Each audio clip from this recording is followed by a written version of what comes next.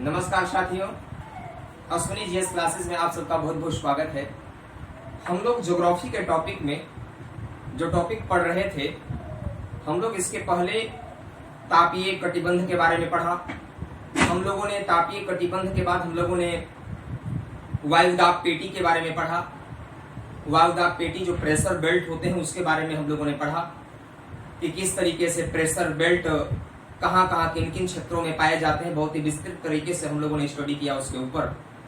और क्लाइमेटोलॉजी में ही जो जलवायु विज्ञान है, जलवायु विज्ञान में ही हम लोग जो चर्चा कर रहे हैं आज हम लोग जलवायु विज्ञान के तहत यह टॉपिक आता है, पवन या विंड्स आते हैं। इसी के बारे में आज हम आपके सामने चर्चा करने वाले हैं। प्यारे साथियों, थोड़ा सा वीडियो बनाने में लेट हुआ, इसके लिए क्षमा प्रार्थी हूं, लेकिन देर आए तंदुरुस्त आए। बहुत ही दुरुस्त होकर के आपके सामने चीजों को प्रस्तुत कर रहा हूं, बहुत ही अच्छे कंटेंट के साथ। लेकिन आप लोग थोड़ा सा सपोर्ट कीजिए साथियों, क्योंकि आप लोग सपोर्ट यदि नहीं करेंगे तो थोड़ा सा व्यक्ति का मनोबल नीचा हो जाता है। और मनोबल बने रहना बहुत जरूरी है किसी भी काम को करने के लिए। आपके लिए, आप सबके सहयोग के लिए, आप सबके एग्जाम में सफलता दिलाने के लिए मैं भी बखूबी मेहनत कर रहा हूं, हमेशा तत्पर हूं। और भगवान से आशा करता हूं कि आप सब सफल जरूर होंगे, क्योंकि मेहनत करेंगे तो सफल जरूर होंगे, क्योंकि मेहनत का फल मीठा जरूर होता है। मैं बीच में जो गैप हुआ, इस बीच में मैंने एक बहुत ही महत्वपूर्ण कार्य किया कि जो वेबसाइट है www.guruji365.com, इस पर भी आप लोग जाकर के कुछ कंटेंट को पढ़ सकते हैं, जुड़ सकते हैं। वहां पर भी आप लोग वहां पर भी वीडियो को देख सकते हैं। वेबसाइट को डेवलप करा रहा था, वेबसाइट का नाम है www.guruji365.com। मतलब आपको पूरे 365 दिन वर्ष भर में मैं कुछ न कुछ जीए से संबंधित आप लोगों को बताता रहूंगा, समझाता रहूंगा, सहयोग करता रहूंगा, अपने मित्रों, साथियों, अपने छात्र छात्राओं का। मेरे प्रिय छात्रों, हम सब लेट न करते हुए सेशन को स्टार्ट करते हैं। तो सबसे पहले हम स्टार्ट करते हैं पवन। पवन क्या होता है? पवन किसे कहते हैं? पवन क्या होता है? पवन किसे कहते हैं? क्योंकि आप सब जानते होंगे कि जो पवन है यह एक अदृश्य तत्व है। पवन क्या है? What is winds? विंड्स क्या होते हैं? जैसा कि आप जानते होंगे, हम लोग दिन प्रतिदिन इसे रूबरू होते हैं, लेकिन देखने नहीं पाते, हम लोग इसका अनुभव किया करते हैं। तो एक डेफिनेशन दिया गया, बहुत ही सरल तरीके से डेफिनेशन, क्योंकि किताब में जब आप पढ़ते हो तो किताब में एक डेफिनेशन के माध्यम से चीजें पूछी जाती हैं, है ना। इसलिए किताबी शब्दों में चीजों को याद करना जरूरी हो जाता है। आप यदि देखेंगे और ऐसे यदि आप डिफाइन करें कि पवन क्या है, तो जो पेड़ के पत्ते जब हिलते हैं तो हम लोग को पता चल जाता है कि भाई पवन चल रहा है, हवा चल रहा है, वायु चल रही है। लेकिन इसको यदि डिफाइन करना ऐसे तो क्वेश्चन एग्जाम में आएंगे नहीं। तो एग्जाम में क्वेश्चन को ध्यान में रखते हुए चीजों को जो पढ़ना पड़ता है वो तत्सम शब्दों का संग्रह करना बहुत जरूरी होता है, ताकि मूल आधारित प्रश्नों को भी एग्जाम में सॉल्व किया जा सके। तो हम देखते हैं कि एक स्थान से, भाई पवन कहते किसे हैं? पवन का डेफिनेशन अगर करना होगा, डिफाइन करना होगा, तो हम क्या कहेंगे? देखिए, एक स्थान से दूसरे स्थान पर, एक स्थान से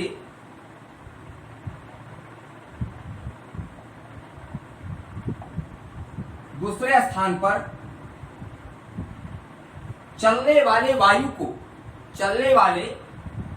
को या एयर को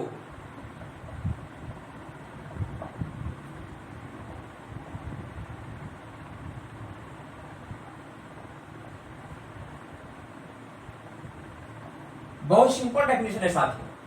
एक स्थान से दूसरे स्थान पर चलने वाले वायु को ही पवन कहा जाता है। जो एयर होता है उसी को क्या कहते हैं? पवन कहा जाता है। समझ गए? अब यहां पर महत्वपूर्ण बात समझने की बात यह है,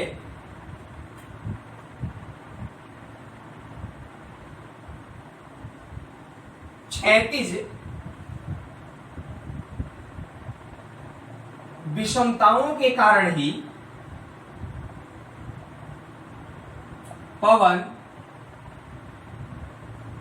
धरातल पर गति करते हैं। देखिए, जो पवन होता है, एक स्थान से दूसरे स्थान पर चलने वाले वायु को ही पवन कहा जाता है, विंड्स कहा जाता है।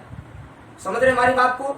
अब आप यहां पर देख रहे हैं कि क्षैतिज विषमताओं के कारण जो ऑरिजेंटल डिस्ट्रीब्यूशन, जो ऑरिजेंटल विषमताओं, आप ऑरिजेंटल विषमता का मतलब यहां पर है साथियों कि ऑरिजेंटल विषमताओं का कारण यहां पर होता है कि जैसे आप देखोगे कि ऑरिजेंटल डिस्ट्रीब्यूशन क्या है, ये ऑरिजेंटल डिस्ट्रीब्यूशन का मतलब क्या होता है, या ऑरिजेंटल विषमताओं का मतलब क्या होता है, इसका मतलब होता है कि यह मतलब ऑरिजेंटल लाइन, ऑरिजेंटल लाइन होता है साथियों।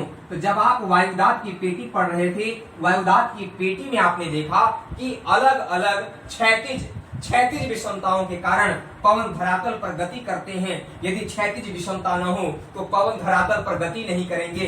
इसीलिए इस लाइन को जरूर आप याद रखेंगे कि क्षैतिज विषमताओं के कारण मतलब ऑरिजेंटल विषमताओं के कारण ही पवन क्या करते हैं, धरातल पर गति किया करते हैं। क्योंकि आप जानते हैं यहाँ पे लो प्रेशर होता है साथियों। इसके बाद जब आप ऊपर जाएंगे 30 डिग्री से 35 डिग्री के बीच में जब आप जाते हो तो 30 डिग्री से 35 डिग्री के बीच में आपको यहाँ पर हाई प्रेशर बेल्ट मिलता है। क्या मिलता है? यहाँ पे आपको हाई प्रेशर बेल्ट मिलता है साथियों। यहाँ पे आपका हाई प्रेशर बेल्ट है, यहाँ पे लो प्रेशर बेल्ट है, यहाँ पर भी लो प्रेशर बेल्ट है साथियों, और फिर से यहाँ पर 90 डिग्री पर हाई प्रेशर बेल्ट है, फिर से यहाँ पर हाई प्रेशर बेल्ट है। समझ गए? तो ये जो आपको अंतर दिखाई पड़ रहा है, ये वह क्षैतिज विषमता ही तो है, क्योंकि क्षैतिज लाइन तो ये साथियों, क्षैतिज लाइन तो ड्रॉ किया गया है। इसीलिए क्षैतिज विषमताओं के कारण ही पवन धरातल पर गति करते हैं। ये जो उच्च वायुदाब और जो निम्न वायुदाब की जो आप देख रहे हैं, इसी से पवनों को गति करने में सहयोग मिलता है एक स्थान से दूसरे स्थान पर। इसी का मतलब होता है क्षैतिज विषमताओं के कारण कि पवन धरातल पर गति किया करते हैं। अब एक चीज और आप देखेंगे कि बहुत महत्वपूर्ण बातें आपसे चर्चा करने वाला हूं मैं। जैसे आप ऊर्ध्वाधर जानते हैं, ऊर्ध्वाधर का मतलब होता है कि वर्टिकल, ऊर्ध्वाधर दिशा में गतिमान वायु को, ऊर्ध्वाधर दिशा में गतिमान वायु को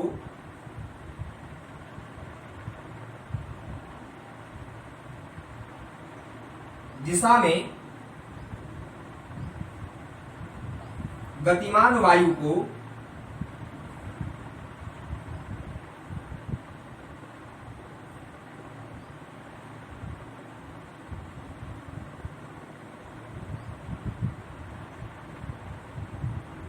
वायु धारा कहते हैं।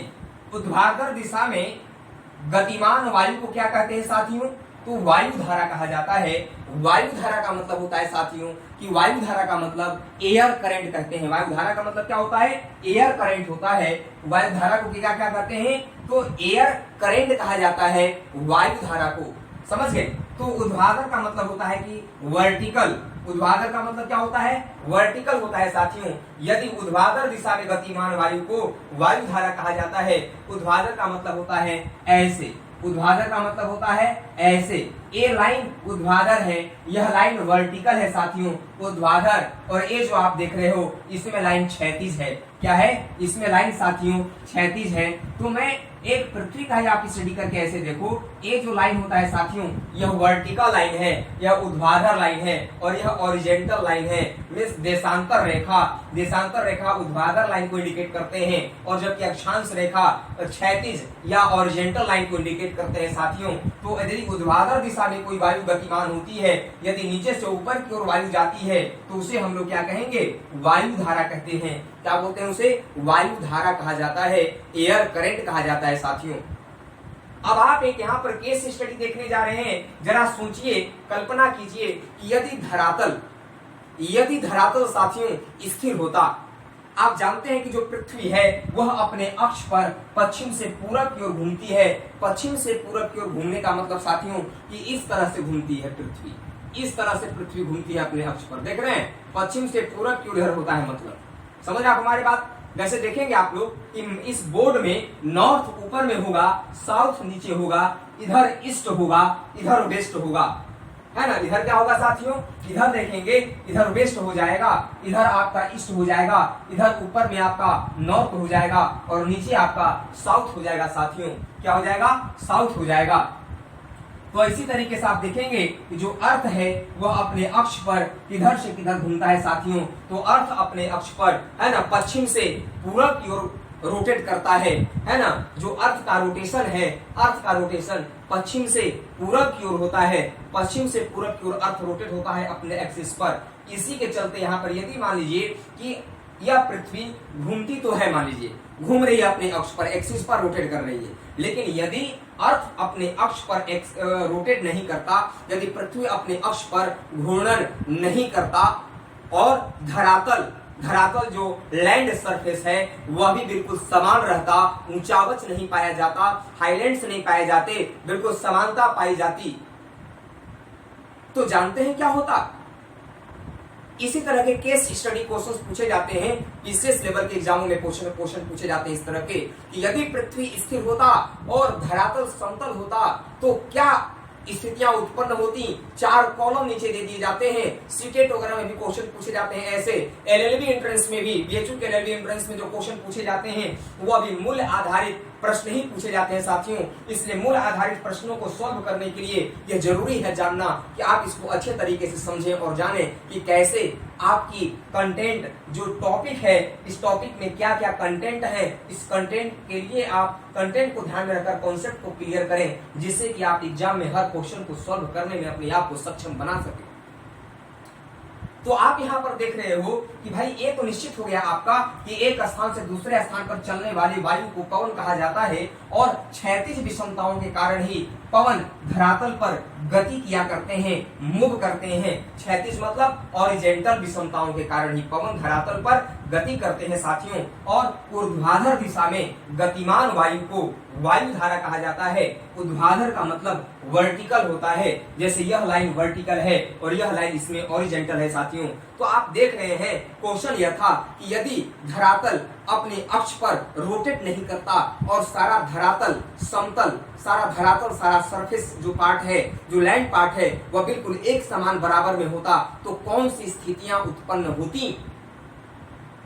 तो आइए हम सब देखें कि कौन सी स्थितियां उत्पन्न होती साथियों। तो अगर ऐसा कंडीशन उत्पन्न हो जाए तो ऐसे कंडीशन में कुछ महत्वपूर्ण बातें हैं जो आपको याद रखना चाहिए, क्योंकि यदि यहाँ से क्वेश्चन उठ जाएगा तो आप जब तक नहीं समझेंगे चीजों को, मतलब ब्रीफ तरीके से आप जब तक नहीं पढ़ेंगे तब तक आपको समझना बड़ा मुश्किल हो जाएगा। इसलिए ऐसे क्वेश्चन को भी हम ध्यान से देखेंगे। तो साथियों, यदि पृथ्वी अपने अक्ष पर न घूमे, अपने अक्ष पर रोटेट न करे और पूरा स्थल भाग भी समान हो, स्थल भाग भी में भी समानता पाई जाती हो, समतल हो पूरा स्थल भाग भी, लैंड सरफेस पार्ट जो है वो भी बिल्कुल समतल हो, तो क्या स्थिति होगा। तो स्थिति होगा साथियों कि पवन जो होंगे ना, जो पवन होंगे साथियों वो किधर चलेंगे, पवन हाई प्रेशर से लो प्रेशर की ओर चलेंगे। किधर चलेंगे साथियों, पवन जो है वे हाई प्रेशर से लो प्रेशर की ओर समदाब रेखाओं पर समकोण बनाते हुए चलेंगे। पवन कैसे चलेंगे साथियों, तो पवन हाई प्रेशर से लो प्रेशर की ओर, हाई प्रेशर से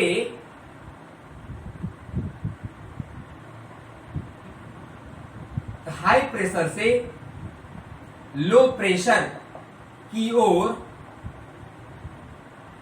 हाई प्रेशर से लो प्रेशर की ओर समदाब रेखाओं पर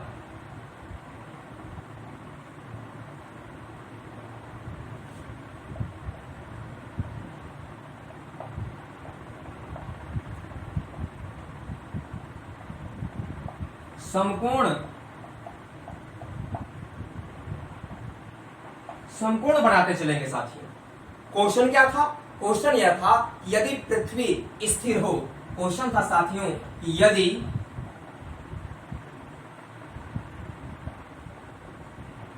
स्थिर हो और धरातल भी समतल हो,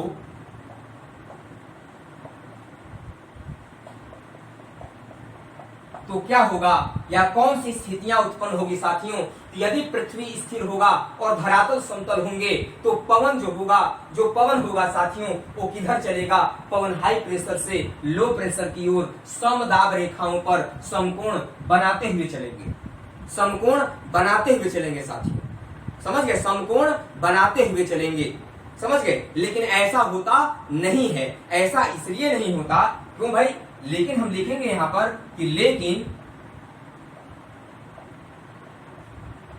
ऐसा होता नहीं है क्योंकि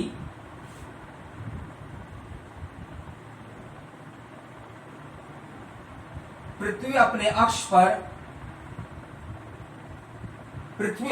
पर घूमती है, पृथ्वी अपने अक्ष पर घूमती है और धरातल भी समतल नहीं है,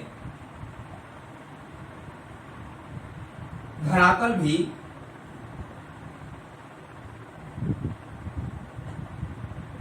नहीं है।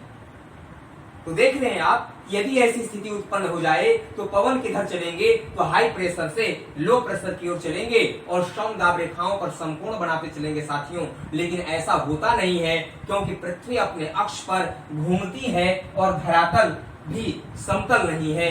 इसीलिए अपने अक्ष पर पृथ्वी घूमती है, इसलिए ऐसा नहीं होता क्योंकि पृथ्वी अपने अक्ष पर घूमती है। और दूसरा कारण है साथियों कि धरातल भी समतल नहीं है। इसीलिए क्या होता है कि जो पवनें होती हैं वे क्षैतिज दिशा में गति करती हैं, क्षैतिज दिशा में मींस ओरिजेंटल ऐसे गति करती हैं साथियों, समझ गए? अब एक क्वेश्चन आपको यहाँ पर उठ रहा होगा, सर हाई प्रेशर मतलब उच्च वायुदाब और ये निम्न वायुदाब होता है लो प्रेशर। तो जो हाई प्रेशर होता है साथियों ये भारी वायु होते हैं और जो लो प्रेशर जहां पर होता है वहां पर हल्की वायु होते हैं। मतलब ठंडे के दिनों में जहां पर बर्फ रहेगा, ठंडा रहेगा, वहां पर भारी वायु होगा, इसलिए वहां पर हाई प्रेशर बेल्ट का निर्माण होता है। और जहां पर गर्मी का मौसम होगा, जहां पर तापमान ज्यादा होगा, वहां पर लो प्रेशर बेल्ट का निर्माण होता है, निम्न वायु दाब का निर्माण होता है साथियों। तो एक और पॉइंट है इसमें कि समदाब रेखा क्या होता है साथियों?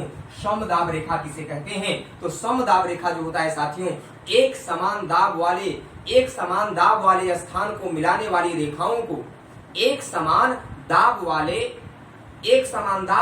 स्थान को मिलाने वाली रेखाओं को समदाब रेखा कहते हैं साथियों। क्या बोलते हैं? समदाब रेखा कहा जाता है। क्या बोलते हैं साथियों? तो समदाब रेखा कहा जाता है साथियों, समझ गए? इसे आप मत भूलिएगा क्योंकि समदाब रेखा जरूर याद रखना चाहिए, समझ गए? तो समदाब रेखा किसे कहते हैं? तो समदाब रेखाओं पर मतलब एक समान स्थान पर, मतलब एक समान दाब वाले स्थान को मिलाने वाली रेखाओं को समदाब रेखा कहा जाता है साथियों। समताप रेखा कहा जाता है। समताप रेखा किसे कहा जाता है? तो समताप रेखा जो होता है साथियों एक समान ताप वाले स्थान को मिलाने वाली रेखा को समताप रेखा कहते हैं साथियों। दोनों में बहुत ही सिंपल डिफरेंस है, इसलिए आप समताप और समदाब दोनों में डिफरेंस को याद कर लेंगे। यह समान दाब वाले स्थान को मिलाने वाली रेखा होती है और यह समताप जो होता है, समताप होता है, उसमें एक समान ताप वाले स्थान को मिलाने वाली रेखाएं होती हैं साथियों। तो इस तरह से आपने देखा कि पृथ्वी स्थिर होने पर धरातल भी समतल हो तो क्या होगा?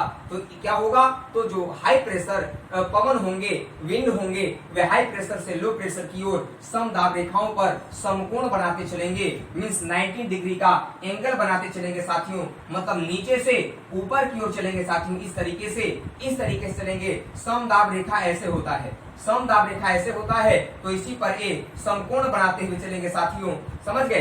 तो इसीलिए ऐसा लेकिन होता ही नहीं स्थिति उत्पन्न, क्योंकि पृथ्वी भी अपने अक्ष पर घूमती है और धरातल भी समतल नहीं है।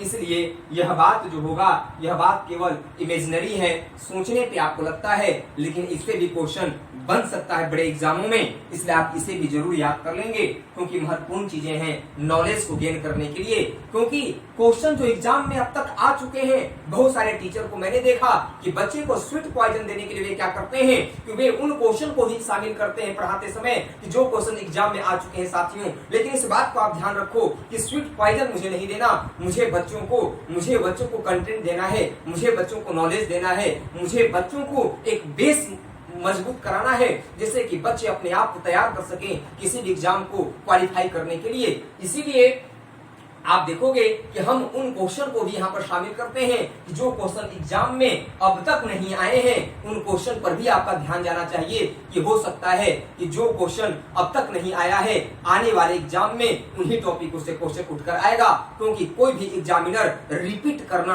आज के एग्जामों का ट्रेंड बन चुका है कि क्वेश्चन रिपीट करने से वे बचना चाहते हैं। इसलिए इन सब बातों को भी ध्यान में रख करके हम लोगों को काम करना चाहिए साथियों। तो आप सभी से नोट करते चलेंगे क्योंकि बहुत ही महत्वपूर्ण है आपके एग्जाम के पॉइंट ऑफ व्यू से ये सब बातें। आइए हम सब बात करते हैं इसी कड़ी में पवन से संबंधित कुछ और रोचक जानकारियों के बारे में। रोचक जानकारी हम लोग एकत्रित करेंगे और देखेंगे कि और कौन से ऐसे पॉइंट हैं जो पवन से संबंधित एग्जाम में आपके दिए जाते हैं। तो आइए साथियों हम सब यहाँ पर देखें, समझें और विचार करें। आप सब देखिए नोट जरूर करते जाएंगे जितने भी बातों को मैं बता रहा हूँ, और वीडियो को लाइक सब्सक्राइब शेयर जरूर करेंगे आप सब, क्योंकि लाइक सब्सक्राइब शेयर करना बहुत जरूरी है साथियों। क्योंकि आपके द्वारा किया गया कार्य इतना कम से कम आप सब समर्थन दिया करें, सपोर्ट किया करें, जिससे कि हमारा भी मनोबल बढ़े वीडियो को बनाने में, आप सबको पढ़ाने में साथियों। तो आइए हम सब बात करते हैं कि पवनों की दिशाओं में परिवर्तन के कारण क्या होते हैं। अब इसकी चर्चा करते हैं कि पवन का दिशा तो आपने देख लिया, पवन का दिशा तो आपने देख लिया कि पवन का दिशा कैसे होता है। तो पवन का दिशा एक लाइन में याद कर लें, पवन हमेशा प्यारे दोस्तों हाई प्रेशर से लो प्रेशर की ओर पवन चला करते हैं। पवन की दिशा क्या होता है, तो पवन हमेशा किधर चला करते हैं साथियों, तो पवन हमेशा ऑलरेडी एकदम परमानेंट किधर चलते हैं, तो उच्च वायुदाब से निम्न वायुदाब की ओर पवन चलते हैं। निम्न वायु दाब की ओर पवन चला करते हैं साथियों।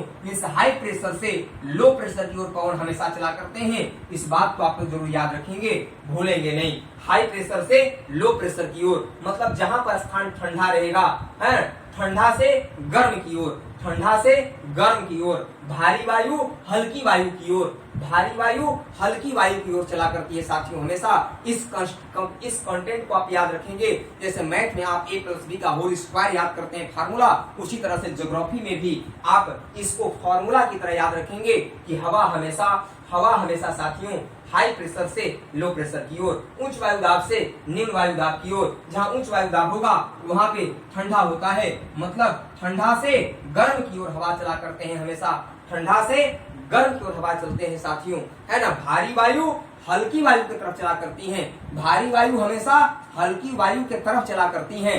कभी ऐसा नहीं होता कि हल्की वायु भारी वायु की तरफ चले, ऐसा होता नहीं है कभी। इसलिए इस चीजों को भी आप हमेशा याद रखेंगे साथियों, तो इसे नोट कर लेंगे आप लोग। अब हम बात करने वाले हैं महत्वपूर्ण पॉइंट आपका जो है एक, कि पवन की दिशाओं को परिवर्तन के कारण कौन कौन से हैं।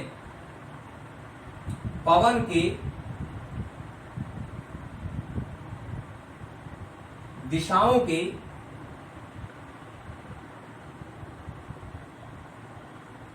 परिवर्तन के कारण क्या है साथियों, है ना। तो पवन का जो दिशा होता है, कभी कभी कुछ ऐसे कारक भी होते हैं जो इन चीजों में थोड़ा सा परिवर्तन लाने की प्रयास करते हैं। तो परिवर्तन कैसे आता है, कहां से परिवर्तन आता है, हम उस चीजों की भी चर्चा करेंगे साथियों। तो आइए हम सब देखें, उसकी चर्चा करें कि जो हाई प्रेशर से लो प्रेशर का कॉन्सेप्ट था, या इसे प्रभावित करने वाले कौन कौन से ऐसे कारक हैं जो यहाँ पर प्रश्न चिन्ह खड़ा करने का प्रयास करते हैं। मतलब कुछ थोड़ा सा विपरीत परिस्थितियां उत्पन्न करने का प्रयास करते हैं, मतलब हवाओं को हाई प्रेशर से लो प्रेशर की ओर चलने में व्यवधान उत्पन्न करते हैं। और कौन से ऐसे कारक है साथियों, उन्हीं सब बातों की हम चर्चा करने वाले हैं। तो हम पॉइंट वाइज देखेंगे कि पहला कारण माना जाता है साथियों कि पहला कारण कौन सा है, तो पहला है दाब प्रवणता बल। पहला क्या होता है साथियों, दाब प्रवणता बल। तो दाब प्रवणता बल किसे कहते हैं, दाब प्रवणता होता क्या है, तो दाब प्रवणता बल जो होता है यह क्या होता है, इसके बारे में हम आदि आपसे चर्चा करें साथियों। कि दाब प्रवणता बल पहला कारण है कि पवन के दिशाओं को परिवर्तन करने का पहला कारण माना जाता है कि दाब प्रवणता बल। इसका इंग्लिश होता है कि प्रेशर जो है, प्रेशर ग्रेडिएंट फोर्स। क्या होता है, प्रेशर प्रेशर ग्रेडिएंट फोर्स होता है, इसका मतलब इसे आप लोग याद रखेंगे कि प्रेशर ग्रेडिएंट फोर्स होता है दाब प्रवणता बल। किसे कहते हैं दाब प्रवणता बल साथियों? तो दाब प्रवणता बल जो होता है दो स्थानों के वायुदाब के अंतर को ही वायुदाब प्रवणता कहा जाता है। दो स्थानों के वायुदाब के अंतर को ही, दो स्थानों के वायुदाब के अंतर को ही वायुदाब प्रवणता कहा जाता है। तो अब आप यहाँ पर देखोगे, देखो जो वायुदाब होता है, वायुदाब जो होता है साथियों, वायु की दाब प्रवणता से ही पवनों को चलने में गति मिलता है या बल मिलता है, आप क्या कर सकते हो। देखो वायु की जो दबाव होता है, वायु का जो दाब होता है, पहली बात समझे ना, पहली बात आप समझ लो कि दो स्थानों के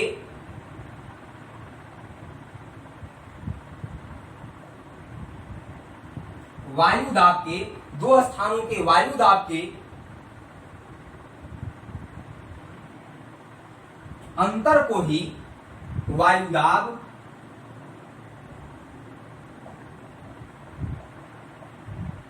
प्रवणता या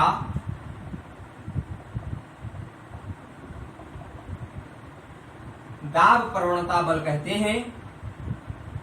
समझ गए?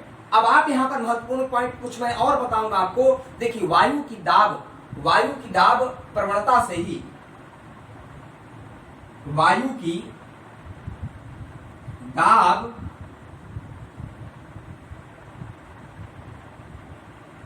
प्रवणता से ही जो वायु होते हैं, जो वायु के दाब प्रवणता से ही जो पवनों को, मतलब वायु के दाब प्रवणता से ही जो पवन को चलने में क्या मिलता है, पवन को चलने में बल मिलता है।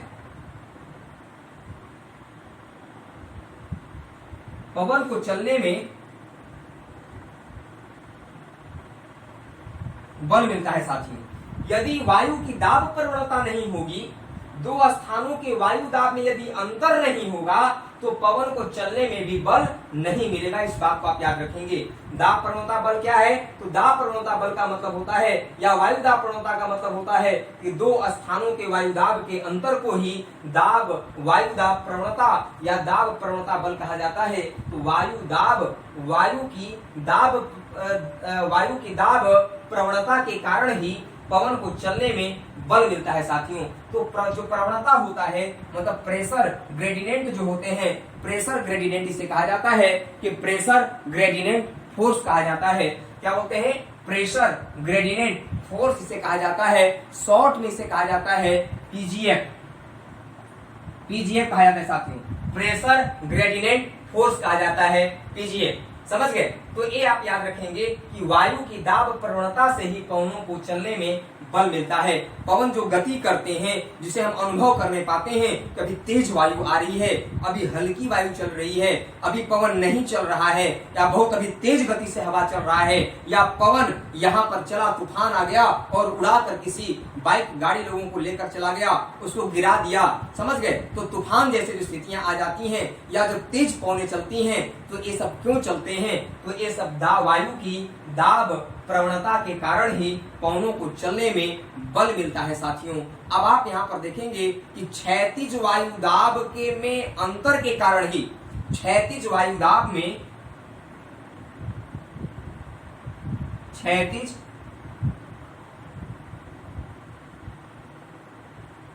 क्षैतिज वायु दाब में अंतर के कारण ही, क्षैतिज वायुदाब में अंतर के कारण ही वायु में गति आती है साथियों। क्या आती है? वायु में, ये तो मैं बता भी चुका हूं कि क्षैतिज वायुदाब में अंतर के कारण ही, क्षैतिज वायुदाब में अंतर के कारण ही, वायुदाब में अंतर के कारण ही क्या होता है कि वायु में गति आता है, वायु चलती है साथियों।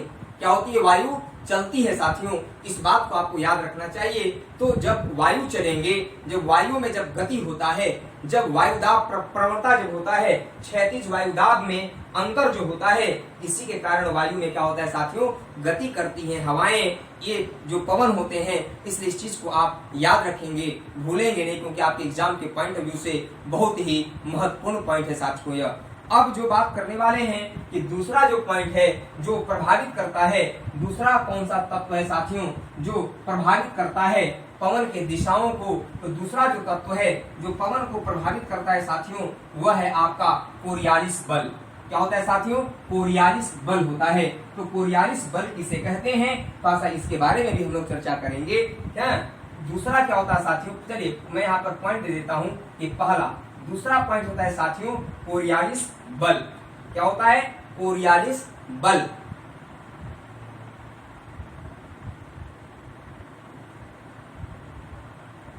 कोरियालिस बल या कोरियालिस फोर्स जो होता है साथियों, यह दूसरा कारण माना जाता है पवन के दिशा में परिवर्तन लाने में। समझ में आएगा? दूसरा और तीसरा पॉइंट माना जाता है साथियों, तीसरा पॉइंट जो होता है उसे बोलते हैं बाइस बैलेट नियम। क्या बोलते हैं? बाइस बैलेट नियम। बाइस बैलेट नियम एक और महत्वपूर्ण नियम है साथियों। बाइस बैलेट नियम के साथ एक और महत्वपूर्ण बात यहाँ पर आता है कि भूघर्षण। चौथा क्या आता है? भूघर्षण। ये चार ऐसे कारण हैं जिनसे पवन की दिशाओं में परिवर्तन आ जाता है साथियों। तो पहला तो आपने देख लिया कि दाब प्रवणता बल की महत्ता कितनी है ना। प्रेशर ग्रेडियंट फोर्स का कितना महत्व होता है पवन को गति करने में, पवन को बल मिलने में। लेकिन कोरियालिस बल क्या करता है साथियों कि कोरियालिस बल किसे कहते हैं? कोरियालिस बल को फेरेल का नियम भी कहा जाता है साथियों। इसे कहते हैं फेरेल का नियम भी इसे कहा जाता है। और फेरेल का नियम इसे इसलिए कहते हैं क्योंकि फेरेल महोदय ने ही इस नियम को दिया था। इन्होंने बताया कि देखिए पृथ्वी के अपने अक्ष पर घूर्णन के कारण जो हवाएं होती हैं वे उत्तरी गोलार्ध में अपनी दाईं ओर विस्थापित हो जाती हैं और दक्षिणी गोलार्ध में अपनी बाईं ओर विस्थापित हो जाती हैं। इस कोरियालिस फोर्स का क्या होता है मतलब? इसे फेरेल लॉ कहते हैं क्योंकि फेरेल ने ही इस नियम को दिया था, इस कोरियालिस फोर्स के नियम को दिया था। और इसका मतलब होता है कि पृथ्वी जब अपने अक्ष पर घूर्णन करती है, जब रोटेट करती है पश्चिम से पूरब की ओर, तो जो हवाएं होती हैं वे उत्तरी गोलार्ध में, नॉर्थर्न हेमिस्फीयर में अपने राइट वार्ड में क्या हो जाते हैं? वे मूव हो जाते हैं और साउथर्न हेमिस्फीयर में अपने लेफ्ट साइड में मूव हो जाते हैं साथियों। किधर हो जाते हैं? लेफ्ट साइड में मूव हो जाते हैं साथियों। जैसे आप ये देख रहे हो, ये जो आपका है तो हवाएं क्या होती हैं कि नॉर्थर्न हेमिस्फीयर में साथियों, नॉर्थर्न हेमिस्फीयर में अपने राइट साइड में मूव हो जाती हैं साथियों। जबकि लेफ्ट साइड में आप देखोगे तो लेफ्ट साइड में क्या होता है कि ये अपने बाईं ओर विस्थापित हो जाती हैं साथियों। किधर? अपनी बाईं ओर विस्थापित हो जाती हैं। जबकि उत्तरी गोलार्ध में अपनी दाईं ओर और दक्षिणी गोलार्ध में अपनी बाईं ओर विस्थापित हो जाती है साथियों। तो इसी को कहा जाता है कोरियालिस बल का प्रभाव कहा जाता है साथियों। क्या बोलते हैं इसी को साथियों कोरियालिस बल का प्रभाव कहा जाता है। क्या बोलते हैं इसे? कोरियालिस बल का प्रभाव कहा जाता है साथियों। यह इस तरह का हो जाता है, इसलिए इसे कोरियालिस बल का प्रभाव कहा जाता है क्योंकि उत्तरी गोलार्ध में अपनी दाईं ओर और अब दक्षिणी गोलार्ध में अपनी बाईं ओर पवनें मूव कर जाती हैं। पृथ्वी के घूर्णन के कारण, एक्सिस पर रोटेशन के कारण इसी नियम को कोरियालिस बल कहा जाता है साथियों। तो यह भी पवन की दिशा को प्रभावित करने में एक बहुत बड़ा कारण माना जाता है। तीसरा होता है साथियों बाइस बैलेट नियम। इसका नाम आपने शायद सुना हो कि बाइस बैलेट नियम साथियों। बाइस बैलेट नियम का मतलब होता है कि यदि कोई व्यक्ति साथियों उत्तरी गोलार्ध में पवन की ओर पीठ करके खड़ा हो जाए, यदि कोई व्यक्ति पवन की तरफ जो पवन का दिशा है पवन की ओर पीठ करके खड़ा हो, तो वो अगर हो जाता है तो कहा जाता है कि उच्च वायुदाब उसकी दाईं ओर होगा और निम्न वायुदाब उसकी बाईं ओर होगा साथियों।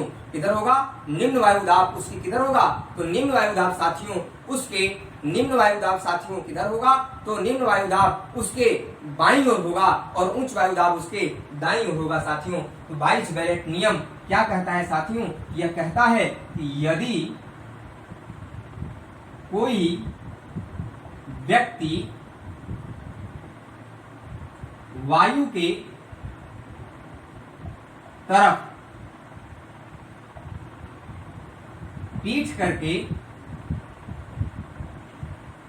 खड़ा हो जाता है तो उसके दाईं ओर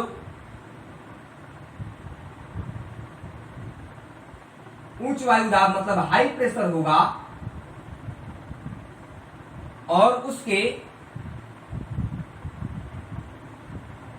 बाईं ओर साथियों निम्न वायु दाब होगा मतलब लो प्रेशर होगा साथियों। यदि कोई व्यक्ति वायु के तरफ पीठ करके खड़ा हो जाता है, कहां पर यदि कोई व्यक्ति वायु के तरफ पीठ करके खड़ा हो जाता है, यदि कोई व्यक्ति वायु के तरफ पीठ करके उत्तरी गोलार्ध में, इधर साथियों उत्तरी गोलार्ध में, उत्तरी गोलार्ध में मतलब सीधे यहां पर लिख लेंगे नॉर्थर्न हेमिस्फीयर में यदि कोई व्यक्ति वायु के तरफ पीठ करके उत्तरी गोलार्ध में नॉर्थर्न हेमिस्फीयर में खड़ा हो जाता है तो उसके दाईं ओर उच्च वायु दाब होगा, हाई प्रेशर होगा और बाईं ओर निम्न वायु दाब मतलब लो प्रेशर होगा साथियों। क्या होगा? उसके बाईं ओर लो प्रेशर होगा साथियों, निम्न वायु दाब उसके बाईं ओर होगा। यही वाइस बैलेट नियम कहता है। जबकि दक्षिणी गोलार्ध में इसकी घटना जस्ट विपरीत हो जाती है। दाईं ओर जब आप दक्षिणी गोलार्ध में जाओगे, यदि कोई व्यक्ति वायु के तरफ पीठ करके दक्षिणी गोलार्ध में खड़ा हो जाता है तो इसका उल्टा बात हो जाएगा। तो वहां पर क्या लिखेंगे कि दाईं ओर निम्न वायु दाब और बाईं ओर उच्च वायु दाब हो जाएगा साथियों। तो दक्षिणी गोलार्ध में इसकी घटना जस्ट विपरीत हो जाती है। यह उत्तरी गोलार्ध की बात की जा रही है कि वाइस बैलेट नियम कहता है यदि कोई व्यक्ति वायु के तरफ पीठ करके उत्तरी गोलार्ध में खड़ा हो जाता है तो दाईं ओर उच्च वायु दाब और बाईं ओर निम्न वायु दाब या लो प्रेशर का बेल्ट हो जाएगा, वहां पर लो प्रेशर बेल्ट पाया जाएगा साथियों। यह कहा जाता है जो वाइस बैलेट नियम है, यह बात कहता है आपका। समझ गए? तो इस बात को भी आप बहुत अच्छे तरीके से याद रखेंगे साथियों। अगली बात जो होता है आपका अगला जो कारण है, तो यह भी जो वाइस बैलेट नियम है, यह भी पवन की दिशा को परिवर्तित करने में एक बहुत बड़ा कारण माना जाता है। अगला जो कारण है साथियों भूघर्षण। भूघर्षण का मतलब होता है कि आप जब जानते हो कि जब आप समुद्र पर जाओगे तो समुद्र पे जो पवन होते हैं वहां पर पवनों का कोई घर्षण नहीं होता, जबकि एक पवन यदि महाद्वीपों में प्रवेश करते हैं तो इन्हें प्रबल घर्षण से गुजरना पड़ता है, इनकी दिशा अवरुद्ध हो जाती है। और जब ये महासागरों से जाते हैं पवन, महासागरों के ऊपर से जब पवन चलती है तो वहां पर घर्षण नहीं होता। जब महाद्वीपों पे पवन चलती हैं, जब शहरों में प्रवेश करती हैं तो वहां पर स्थलीय भाग पे आती हैं तो वहां पर पवनों को घर्षण बहुत जोरों से होता है, इसलिए उनके मार्ग अवरुद्ध हो जाते हैं साथियों। क्या हो जाते हैं? अवरुद्ध हो जाते हैं। तो एक घर्षण सागरों पर न होने के कारण क्या होता है कि वायु वहां पर बहुत तेज गति से आगे निकल जाती है। इसलिए यह भी पवन को प्रभावित करने में, उनकी दिशाओं को प्रभावित करने में एक बहुत बड़ा कारण माना जाता है। इन सब पॉइंट को भी आप लोग नोट कर लेंगे क्योंकि आपके एग्जाम के पॉइंट ऑफ व्यू से ये भी पॉइंट बहुत ही महत्वपूर्ण था।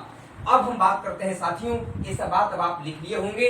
अब मैं बहुत महत्वपूर्ण बात करने वाला हूँ कि वायु का, कि पवनों का प्रकार है ना या वर्गीकरण। पवनों का प्रकार या वर्गीकरण, कितने प्रकार के पवन होते हैं, इनके वर्गीकरण की चर्चा करेंगे। हम सब एक टेबल के माध्यम से चीजों को समझने की कोशिश करेंगे साथियों। देखिए, यदि विस्तृत जानकारी लेना है तो आप सब खुलर महोदय का बुक पढ़ सकते हैं। खुलर महोदय का है, सविंद्र सिंह का बुक है ना, बरनवाल साहब का है बुक। ये सब बुक आप सब पढ़ सकते हैं, जो टेक्स्ट बुक हैं, जो अच्छे राइटर की है। एनसीईआरटी बुक को भी आप पढ़ सकते हैं अपनी बेस को मजबूत करने के लिए। लेकिन मैं इन्हीं सब चीजों को पढ़ करके बहुत अच्छे तरीके से आपके सामने प्रेजेंट करता हूँ साथियों। ये सब कुछ बेसिक होते हैं, बहुत सारे बच्चे बुक पूछते हैं, इसलिए मैं बुक का नाम बता दिया ताकि आप लोग इन सब किताबों को पढ़ सकते हैं साथियों। आइए हम सब बात करते हैं कि पवनों के प्रकार या पवनों के वर्गीकरण साथियों। तो पवनों के वर्गीकरण की बात करेंगे हम सब। वर्गीकरण कैसे होता है पवनों का? तो मूल रूप से पवनों को साथियों दो भागों में ऐसे बांट दिया जाता है। कितने भागों में? दो भागों में पहले डिवाइड कर दिया जाता है साथियों। दो भागों में हम सबसे पहले डिवाइड करेंगे। जो पहला पार्ट होता है साथियों उसे कहा जाता है, उसे क्या कहते हैं, तो उसे अस्थाई पवन कहा जाता है। क्या बोलते हैं उसे? अस्थाई पवन कहा जाता है साथियों, अस्थाई पवन कहा जाता है। और जो दूसरा होता है वह अस्थाई पवन होता है साथियों। क्या होता है? अस्थाई पवन होता है दूसरा प्रकार। दूसरा प्रकार क्या हो गया? अस्थाई पवन। ये दो प्रकार हो गए साथियों। हम सब देखते हैं कि इनके भी क्या प्रकार होते हैं, तो अस्थाई पवनों के भी साथियों 3 प्रकार माने जाते हैं। अस्थाई पवनों के कितने प्रकार होते हैं? 3 प्रकार होते हैं साथियों। पहला जो होता है वह व्यापारिक पवन होता है।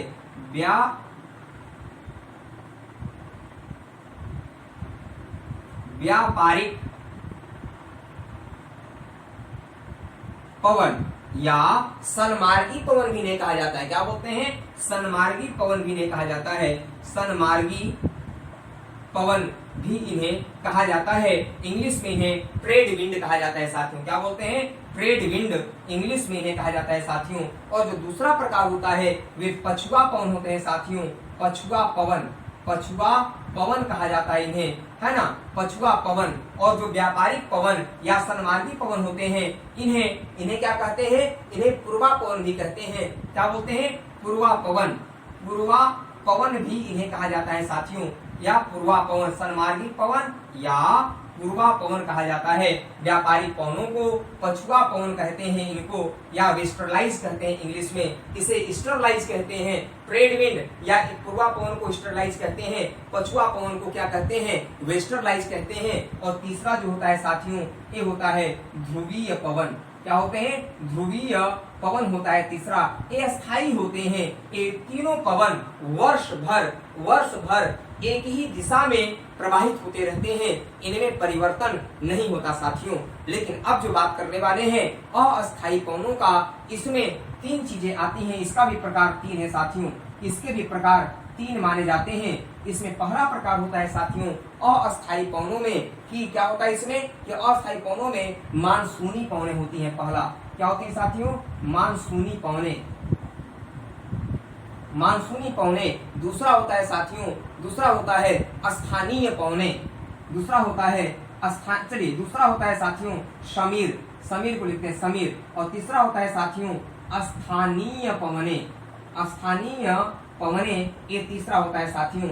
ये आपके प्रकार हो गए। तो प्रकार आपने देखा कि कितने प्रकार हुए। पहले 2 प्रकार आपने देखा, अस्थायी पवन, अस्थायी पवन। अस्थायी पवनों के 3 प्रकार होते हैं। पहला व्यापारिक पवन। पहला क्या होता है साथियों? तो पहला होता है आपका व्यापारिक पवन हो गया पहला, दूसरा हो गया पछुआ पवन, तीसरा हो गया ध्रुवीय पवन। समझ गए? ये 3 प्रकार हो गए साथियों। ये पहला, ये दूसरा और ये तीसरा।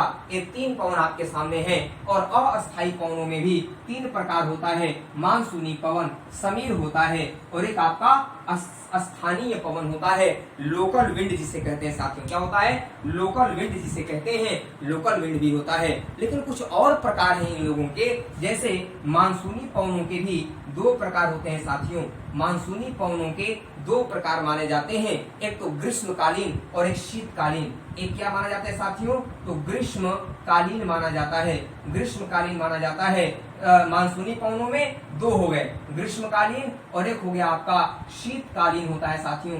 शीतकालीन पवन होता है। ये 2 हो गए आपके मानसूनी पवनों में। समीर में भी 2 होते हैं साथियों। समीर में क्या होते हैं कि स्थलीय समीर और समुद्री समीर। समीर में भी 2 प्रकार माना जाता है साथियों। समीर में भी 2 प्रकार मान लिए जाते हैं। पहला मान लिया जाता है स्थलीय समीर, स्थलीय समीर, और दूसरा माना जाता है साथियों समुद्रीय समीर। समझ गए? 2 प्रकार यहाँ पर भी हो गए कि आप देख रहे हैं मानसूनी पवनों में भी 2 टाइप हो गए, ग्रीष्मकालीन और शीतकालीन। समीर के भी 2 प्रकार, स्थलीय समीर और समुद्री समीर। समुद्रीय समीर यह हटा दीजिए, समुद्री समीर हो जाएगा। और जो स्थानीय पवनें होती हैं साथियों, स्थानीय पवनों के भी 2 प्रकार होते हैं। स्थानीय पवनों के भी 2 प्रकार होते हैं साथियों। तो स्थानीय पवनों के 2 प्रकार कौन कौन से होते हैं इसे भी हम लोग देखेंगे साथियों। तो गर्म पवनें और ठंडी पवनें होती हैं। गर्म पवनें होती हैं साथियों और ठंडी पवनें होती हैं। गर्म पवनें और ठंडी पवनें होती हैं साथियों। ये दो प्रकार हो गया आपका। तो इन प्रकारों को भी आप बखूबी याद रखेंगे, क्योंकि एग्जाम के पॉइंट ऑफ व्यू से बहुत ही महत्वपूर्ण टाइप बता रहा हूँ आपको। तो क्या हो गया, ये मानसूनी पवनों के दो प्रकार हो गए, ग्रीष्मकालीन और एक दूसरा हो गया शीतकालीन साथियों। समुद्री समीर के दो प्रकार हो गए, स्थलीय समीर और समुद्री समीर। और स्थानीय पवनों के दो प्रकार हो गए, गर्म पवने और ठंडी पवने साथियों। गर्म पवने, जैसे गर्म पवने में पढ़ाऊंगा आप लोगों को मैं, फॉन, गिबली, हरमटन, लू, ये सब गर्म पवने हैं। और ठंडी पवनों में जो मिस्ट्रल है आपका जो है पापागायो है, बिलीबिलीज है, ये सब ठंडी पवने हैं। तो इन सब चीजों की हम चर्चा करेंगे। तो हम सबसे पहले अस्थायी पवनों की चर्चा करेंगे। अस्थायी पवनों के प्रकार के बारे में देखेंगे। इन तीन प्रकारों के बारे में आज हम लोग पढ़ेंगे, व्यापारिक पवन, पछुआ पवन और ध्रुवीय पवन साथियों। तो आइए हम सब इसको एक ग्राफ के माध्यम से समझने की कोशिश करें। तब तक आप लोग इस टेबल को स्क्रीनशॉट ले लें, या इस टेबल को आप लोग अच्छे तरीके से नोट कर लें, समझ लें। तो हम सब देखते हैं आप साथियों, ये पहला जो प्रकार है अस्थायी पवन, इसी के बारे में पढ़ने वाले हैं। अस्थायी पवन में व्यापारिक पवन, पछुआ पवन और ध्रुवीय पवन, ये तीन प्रकार के पवनों की चर्चा करेंगे आज हम सब, समझ गए। तो आइए हम सब देखते हैं इसके स्टडी भाषा, ब्रीफ इंट्रोडक्शन, ब्रीफ तरीके से चीजों को पढ़ें, ताकि बहुत ही महत्वपूर्ण टॉपिक चल रहा है। तो बहुत महत्वपूर्ण टॉपिक को शॉर्ट में करना भी नहीं चाहता, क्योंकि देखो बच्चा शॉर्ट तो हो नहीं सकता, क्योंकि शॉर्टकट तरीका मेरे पास नहीं है। मैं थोड़ा सा चीजों को डील करके बताने में बिलीव करता हूँ, जिससे कि बच्चों को समझ में आए और वे कैसा भी क्वेश्चन एग्जाम में आ जाए तो उसके लिए वे अपने आप को तैयार करके रख सकें। मैं ऐसा नहीं चाहता कि कठिन क्वेश्चन यदि आ जाए एग्जाम में कठिन क्वेश्चन पूछ दे और वो केवल तथ्य, बहुत लोग क्या करते हैं, तथ्य पर बिलीव करते हैं। एक एक लाइन का नोट्स लिखवा देंगे, एक एक लाइन का नोट्स लिखने से बच्चा कोई काम आने वाला नहीं एग्जाम में, समझ गए। एक एक लाइन का क्वेश्चन याद करोगे तो मुर्गा फंसा तो फंसा, और नहीं तो गया, आया राम गया राम, समझ गए। यही स्थिति होगी। यदि तुमको तैयारी अपना एक स्ट्रॉन्गेस्ट तरीके से करना है, तो चीजों को पढ़ने सीखो, चीजों को समझने सीखो, नोट्स बनाने सीखो, रिवाइज करने सीखो, हार्ड वर्क करो, तभी ये संभव हो सकता है साथियों। तो आइए हम सब बात करते हैं। आज जो पवन है हम लोगों का, उसमें पहला क्या पवन था हम लोगों का, तो पहला जो पवन था साथियों वह था अस्थाई पवन। क्या था, अस्थाई पवन। पहला प्रकार पढ़ रहे हैं अस्थाई पवन के हम लोग। अस्थाई पवन में तीन पवनों की चर्चा करेंगे साथियों। अस्थाई पवन हम लोग पढ़ रहे हैं। अस्थाई पवन में तीन बातों पर जोर देना है। पहला क्या देना है साथियों, तो व्यापारिक पवन। क्या देखना है, पहला देखना है व्यापारिक पवन देखना है हम लोगों को साथियों। क्या देखना है, पहले हम लोगों को व्यापारिक पवन के बारे में देखना है। दूसरा देखना है साथियों कि दूसरा क्या होता है, तो दूसरा होता है आपका पछुआ पवन साथियों, पछुआ पवन। और जो तीसरा होता है साथियों वो आपका ध्रुवीय पवन। ये तीन पवन के बारे में हम लोग स्टडी करेंगे। इसके लिए थोड़ा सा हम लोगों को जरूरी है कि थोड़ा सा अर्थ के फिगर को बना करके चीजों को समझें, तो ज्यादा सुटेबल होगा हम लोगों को समझने में, और आप सबको भी याद करने में ज्यादा सुविधा मिलेगा।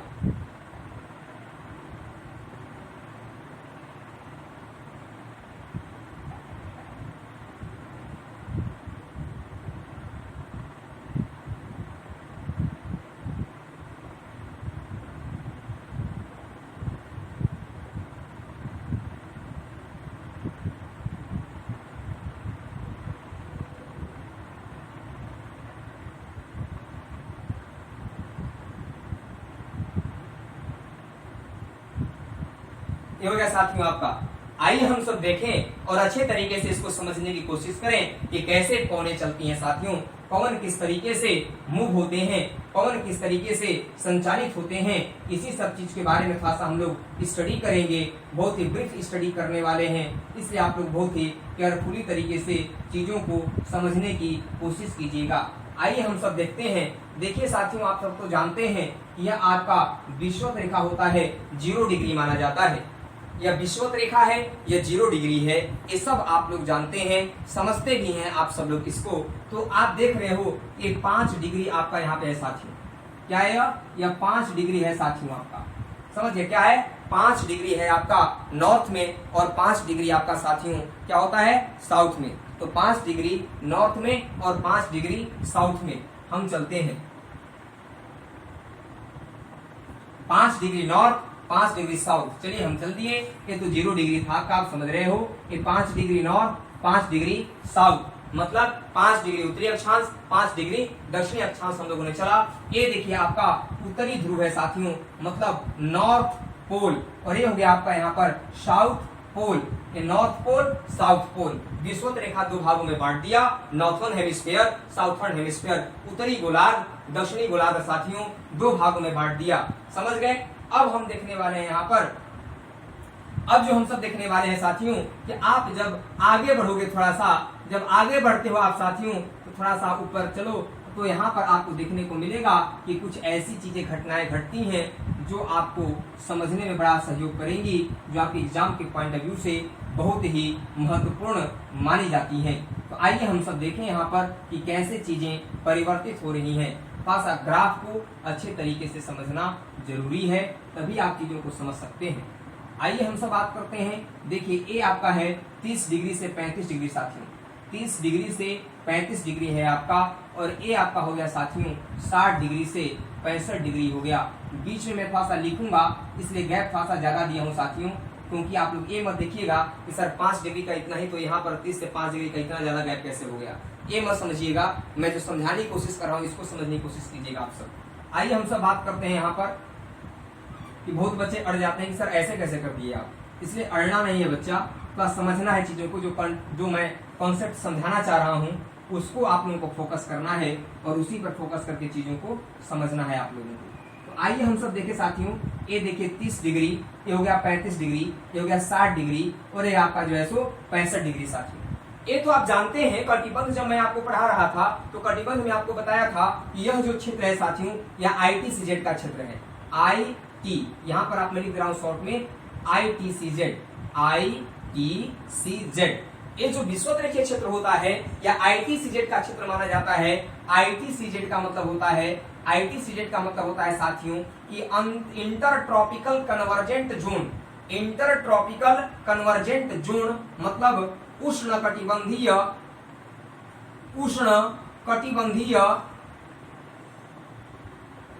परिसंचरण क्षेत्र, परिसंचरण क्षेत्र इसे कहा जाता है साथियों। उष्ण कटिबंधीय परिसंचरण क्षेत्र का निर्माण होता है यहाँ पर, और यहाँ पर लो प्रेशर होता है साथियों। क्या होता है यहाँ पे? लो प्रेशर होता है साथियों। यहाँ पर लो प्रेशर मतलब LP, लो प्रेशर। इसके ऊपर में जाओगे तुमको मिलेगा हाई प्रेशर मिलेगा, तुमको यहाँ पर क्या मिलेगा? हाई प्रेशर मिलेगा साथियों। चलो इसको बाहर लिखा जाए, चलो बाहर लिखते हैं तो थोड़ा सा चीजों को स्पष्ट करना आसान होगा। तो बहुत सारी चीजों को ग्राफ बनाएंगे इसमें। देखो यहाँ पर ये हो गया आपका, यह लो प्रेशर का बेल्ट है साथियों, यह आपका जो है सो हाई प्रेशर का बेल्ट है, यह आपका लो प्रेशर का बेल्ट है साथियों, और यह जो आपका 90 डिग्री देख रहे हो आप, यह आपका 90 डिग्री जो है, और यह जो आपका साथियों 90 डिग्री है। ये 90 डिग्री के जो एंगल है, यहाँ पर आपका जो है सो क्या होता है कि यहाँ पर हाई प्रेशर बेल्ट है साथियों। क्या है? यह हाई प्रेशर बेल्ट है। नॉर्थ पोल पे क्या होता है साथियों? हाई प्रेशर बेल्ट होता है।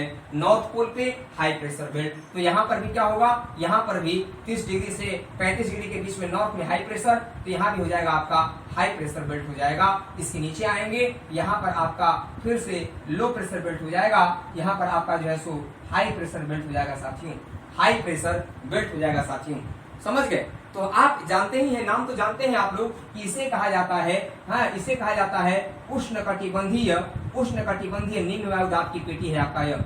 इसका नाम क्या है साथियों? उष्णकटिबंधीय निम्न वायुदाब की पेटी इसे कहा जाता है।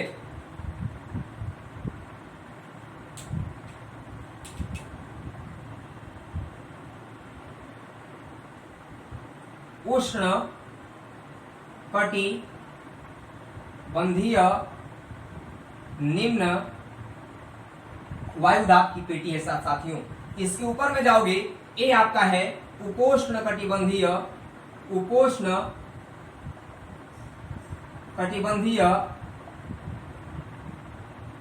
उच्च वायुदाब की पेटी, और इसे कहा जाता है साथियों उप ध्रुवीय निम्न वायुदाब की पेटी, और इसे कहा जाता है साथियों ध्रुवीय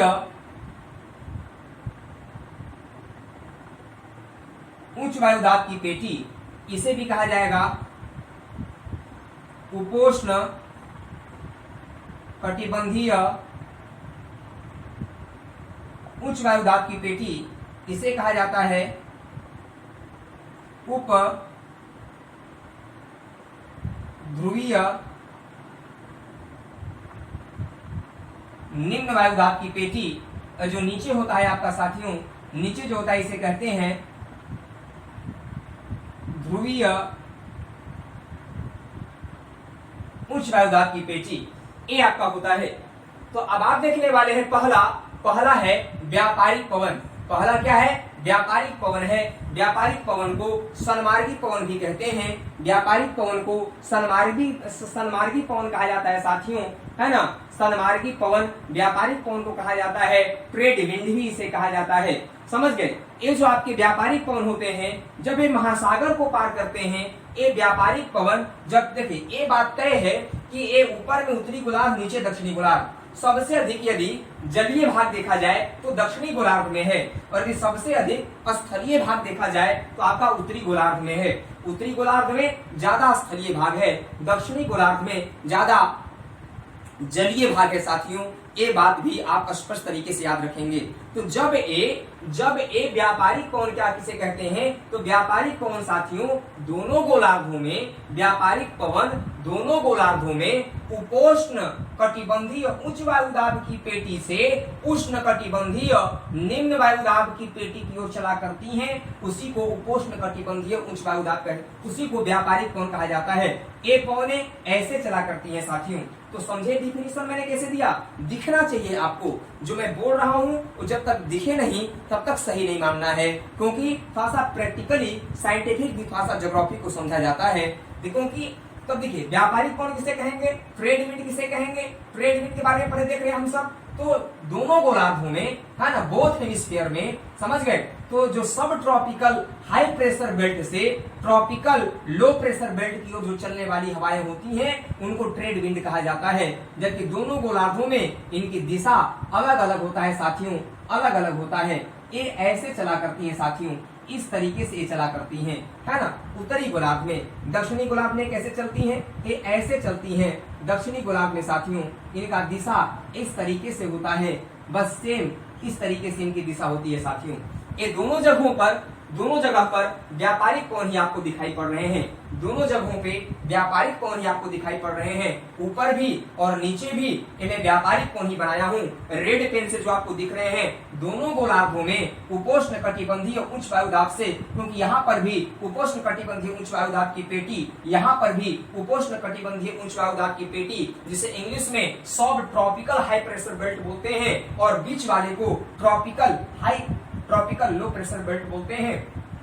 तो वायु का कॉन्सेप्ट जो बताया था कि वायु हमेशा हाई प्रेशर से लो प्रेशर की ओर चला करता है, यहाँ भी काम आ रहा है ना, यहाँ भी काम आ रहा है। इसलिए आप देख रहे हो यहाँ पर कि ये जो क्या होती हैं, ये हवाएं जो हैं उत्तरी गोलार्ध में। अब देखो यहाँ पर भी ये काम करता है कोरियालिस बल। कोरियालिस बल क्या करता है साथियों? कोरियालिस बल क्या करता है? इन हवाओं को उत्तरी गोलार्ध में अपनी दाईं ओर विस्थापित कर दे रहा है, जबकि दक्षिणी गोलार्ध में ये बाईं ओर विस्थापित हो रहे हैं।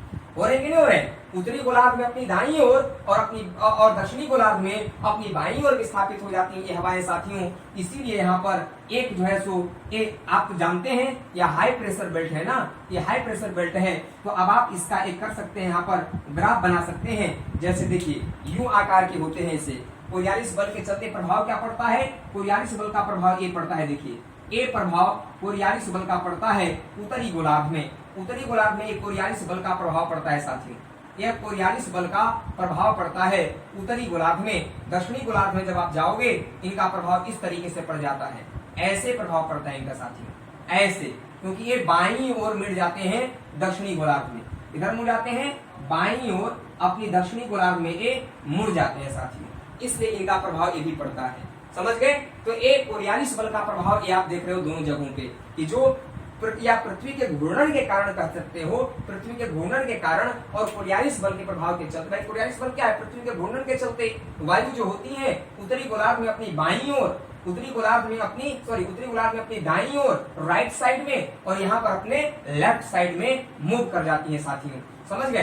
तो ये समझ व्यापारिक पवन का डेफिनेशन सब समझे कि नहीं समझे? व्यापारिक पवन का डेफिनेशन हो गया दोनों गोलार्धों में उपोष्ण कटिबंधीय उच्च वायुदाब की पेटी से विषुवत रेखीय निम्न वायुदाब विषुवत रेखीय उष्ण कटिबंधीय निम्न वायुदाब पेटी की ओर जो हवाएं चलती हैं उसी को कहा जाता है व्यापारिक पवन। तो ये जो व्यापारिक पवन होते हैं साथियों, अब इसके बारे में थोड़ा सा और चीजों को समझो। व्यापारिक पवन जब ये सागरों को पार करके महाद्वीपों में आते हैं, जब ये व्यापारिक पवन महासागरों को पार करके महाद्वीपों में आते हैं तो ये विश्व के समझना बात को, ये जो व्यापारिक पवन है जब ये महासागरों को पार करके जब ये महाद्वीपों में प्रवेश करते हैं तो महाद्वीपों के पूर्वी तट के ऊपर वर्षा करते हैं। पूर्वी तट के ऊपर ही वर्षा करते हैं, पूर्वी तट पर ही वर्षा करते हैं। पूर्वी तट पर लिखो, केवल पूर्वी तट पर वर्षा करते हैं, पूर्वी तट पर वर्षा करते हैं। समझ गए? इसीलिए इनको पूर्वा पवन कहा जाता है। क्या बोलते हैं? इसीलिए इनको पूर्वा पवन भी कहा जाता है। याद रखना इस बात को। क्या बोलते हैं इनको? इसलिए इनको पूर्वा पवन भी कहा जाता है। ये भी क्वेश्चन एग्जाम में पूछा जाता है कि पूर्वा पवन किसे कहते हैं साथियों। तो पूर्वा पवन जब भी पूछा जाएगा तो हमेशा याद कर लेना कि पूर्वा पवन जब भी कहा जाएगा तो यही सन्मार्गी या व्यापारिक पवनों को पूर्वा पवन कहा जाता है। पूर्वा पवन इन्हें कहा जाता है साथियों, पूर्वा पवन कहा जाता है, क्योंकि ये देशों के महाद्वीपों के पूर्वी तट पे वर्षा करते हैं व्यापारिक पवन, इसीलिए इनको पूर्वा पवन कहा जाता है। ईस्टरलाइज कहा जाता है इन्हें। क्या बोलते हैं? ईस्टरलाइज इनको कहा जाता है साथियों। इसलिए इनका विस्तार जो होता है, व्यापारिक पवनों का विस्तार सबसे ज्यादा महासागरों पर ही होता है। व्यापारिक पवनों का जो विस्तार होता है, जो एक्सटेंड होता है, वो सबसे ज्यादा महासागरों पर ही होता है साथियों। इसलिए आप हिंद महासागर में देखोगे तो हिंद महासागर में मानसूनी पवनों में परिणत हो जाती है। ये जो व्यापारिक पवनें हैं साथियों, ये व्यापारिक पवनें जो होती हैं वे हिंद महासागर में क्या हो जाती हैं? हिंद महासागर में मानसूनी पवनों में तब्दील हो जाती हैं। यही व्यापारिक पवन जो है ये हिंद महासागर में किसमें? मानसूनी पवनों में परिणत हो जाती हैं, बदल जाती हैं साथियों।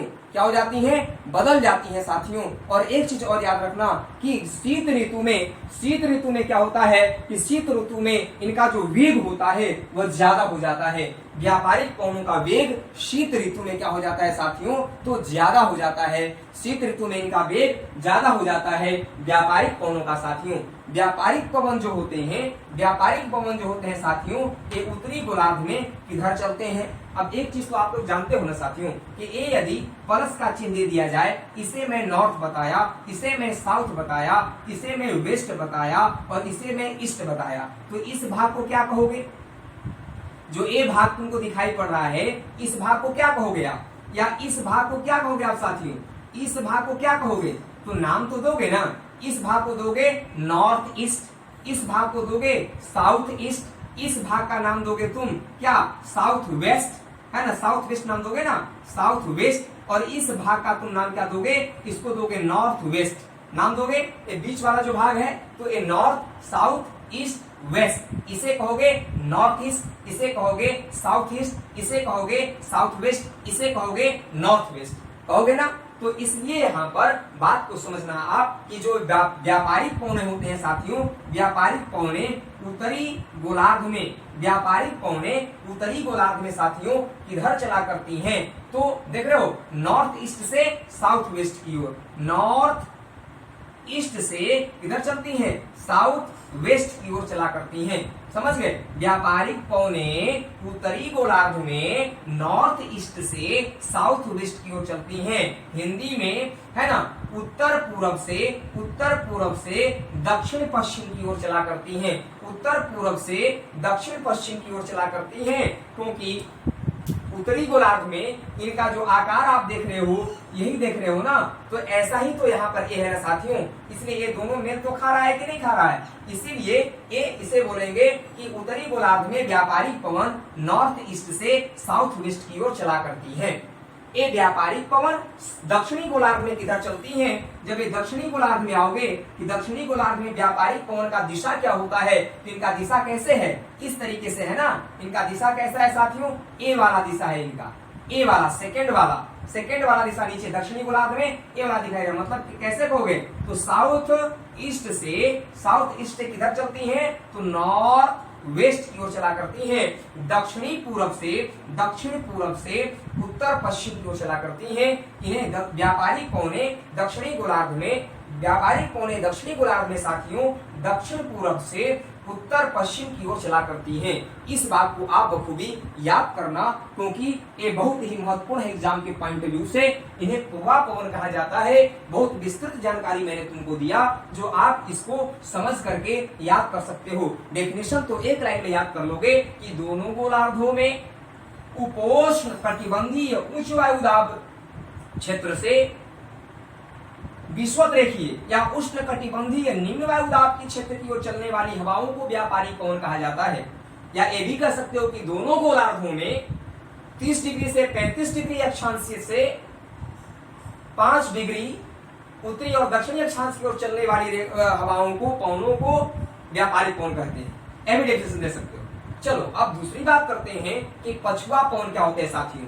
वेस्टर्लाइज क्या कहते हैं? जैसा कि नाम से ही प्रतीत है कि वेस्टर्लाइज किसे कहते हैं? तो वेस्टर्लाइज मतलब जो पछुआ पवनें होंगी साथियों, पछुआ पवनें जो महाद्वीपों के पश्चिमी तट पे, लिख लो इस सबको, ये सब पॉइंट को लिखना, जो पॉइंट सब जो महत्वपूर्ण है सब, कि किधर चलती है व्यापारिक पवनें। हाँ, इनका दिशा क्या होता है उत्तरी गोलार्ध में और दक्षिणी गोलार्ध में।